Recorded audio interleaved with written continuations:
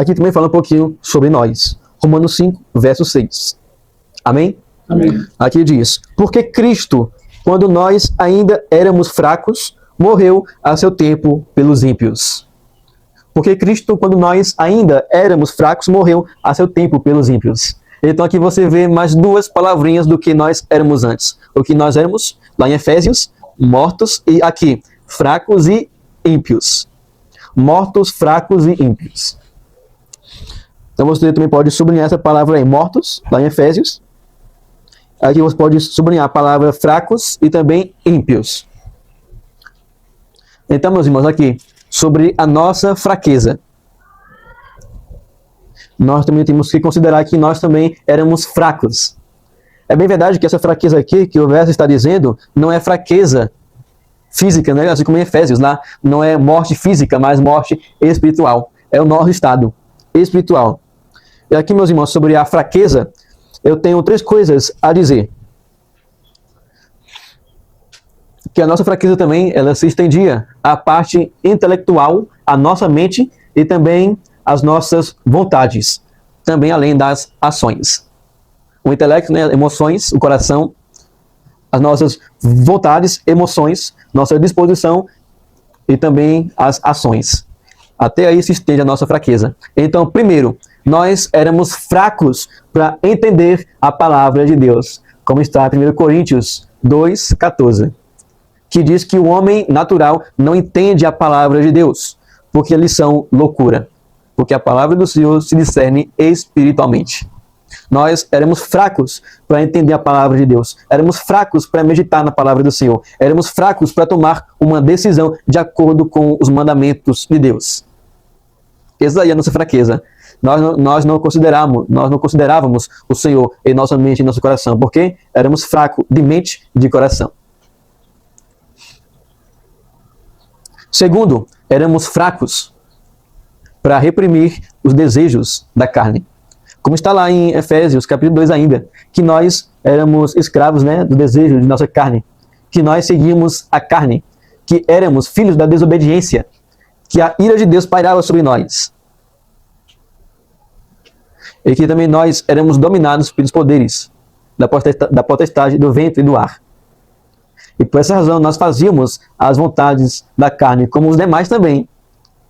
Éramos fracos para reprimir os nossos desejos. Como uma folha, né? Como uma folha na árvore, que no vento suave da tentação, ela cai para o lamaçal do pecado. Você era como uma folha frágil. Eu não estou falando de um vendaval para derrubar aquela folha. Eu estou falando de um vento suave da tentação, para que você caísse para baixo. E você vê, né, que a folha, ela só cai para baixo. Ela não vai cair para cima, né? Ela não tem força para lutar contra o poder da gravidade, só é cair para baixo. A menos se você fosse a água, né? Somente a água, ela luta contra o poder da gravidade, né? Porque ela sobe para as nuvens. Mas a folha só cai para baixo. Assim também como nós só caímos para baixo. Só para o pecado. Essa aqui é a segunda coisa que nós temos a dizer também sobre a nossa fraqueza. Daqui a pouco. E a terceira coisa, meus irmãos, é que nós éramos fracos para fazer o bem. Como está aqui em Romanos também. Aqui diz, Romanos 3, 10 e 11. Como está escrito, não há justo, nenhum sequer, não há quem entenda, não há quem busque a Deus. Não há quem busque a Deus. Nós éramos fracos para fazer o bem. E o verso diz, não há quem busque a Deus. E buscar a Deus é fazer o bem. Só busca a Deus quem é justo. Mas, como você não busca a Deus, você não é justo. Por isso que o verso diz, não há nenhum justo, nenhum sequer. E aqui eu cito o Paul Washer. Paul Washer diz, mas você vê aí muitas igrejas cheias de pessoas. Veja, elas estão buscando a Deus. Não, não estão buscando a Deus. Sabe por quê? Porque elas querem ir para o céu. Elas querem ir para o céu.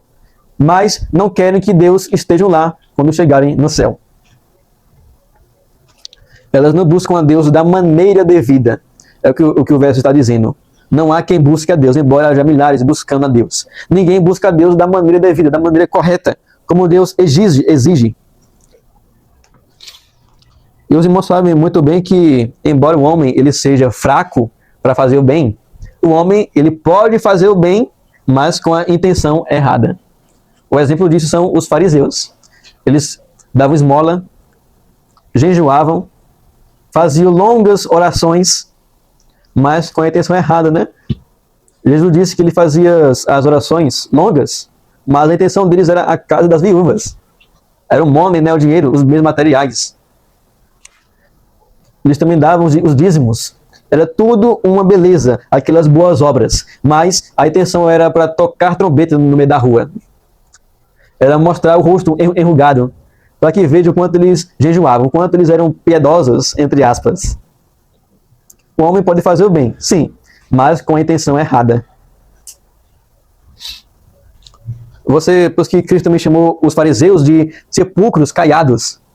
É um caixão pintado por fora, bem bonito, belo, cheio de flores, bem adornado, mas por dentro cheio de ossos secos e podridão.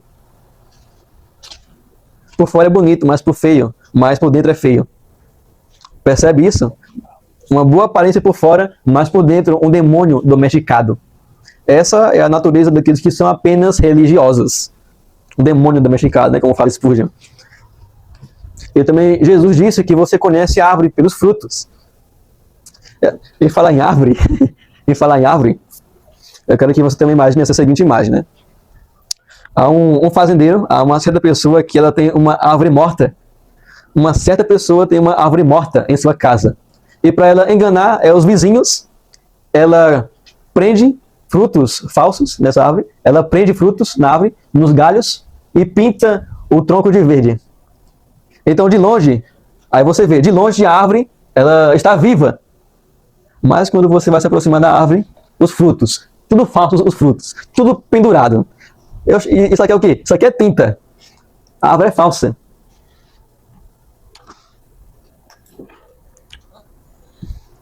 Assim também, é um homem, né, que por fora parece vivo, com boas obras, mas quando você chega perto e analisa bem ele está morto. Só tem fruto pendurado, né? É tinta. Ele, na verdade, está morto. É como um viajante, né? Que ele se aproxima de uma água cristalina, uma água que, assim, na sua superfície está brilhando, está limpa. Então o viajante, ele bebe água daquele rio, mas depois ele passa mal. E aí vão fazer uma pesquisa naquele rio, porque ele passou mal. Aí lá no fundo do rio, descobre que tem um peixe morto, que contaminou a água. Entendeu? Isso é só para ilustrar que o homem, ele pode ter uma boa aparência, pode ser simpático, pode ter uma boa eloquência, muita sabedoria, também boas obras, mas por dentro pode estar morto. Porque ele é fraco. Embora possa produzir obras louváveis, por dentro os desejos. Não produz os desejos que Deus quer. Amém, irmãos? Amém. Estão compreendendo? Então, isso aqui é a nossa fraqueza. Fraqueza para entender a palavra de Deus, fraqueza para reprimir os desejos e também fraqueza para fazer o bem. Ainda que seja com boas intenções.